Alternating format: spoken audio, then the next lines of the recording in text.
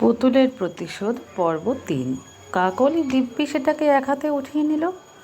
তার শাশুড়ি অনামিকা দেবী বললেন, এই হলো এই মেয়েগুলোর সমস্যা, তিলকে তাল করবে, ভালো করে না দেখেই বাড়ি মাথায় করবে। ওনারা চলে গেলেন। অনিমা বোকা বনে গেল। ও যে মিথ্যা বলেনি সেটা নিজে খুব ভালো করে জানে। পুতুলটার দিকে তাকালো, স্বাভাবিক একটা পুতুল। তাহলে একটু আগে কি হয়েছিল? যাই হোক, সে কাজ সেরে চলে গেল।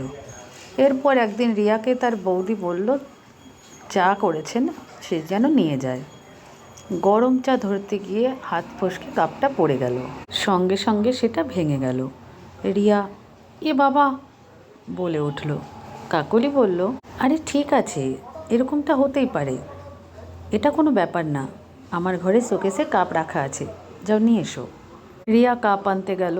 শোকেস খুলতে গিয়ে দেখলো পুতুলটা যেন ওর দিকে তাকিয়ে আছে, যেন পুরো মানুষের মতো দৃষ্টি। ওর চোখে কি যেন একটা আছে, বেশিক্ষণ তাকানো যায় না। রিয়ার পা আটকে গেছে। ও আড়ষ্ট হয়ে দাঁড়িয়ে রইল। ওদিকে তার বৌদি তাকে বেশ কয়েকবার ডেকেছে, কানেই ঢোকেনি তার। এবার এসে দেখলো রিয়া শোকেসের সামনে চুপ করে দাঁড়িয়ে আছে। সে অবাক হলো, ওইভাবে দাঁড়িয়ে আছে কেন?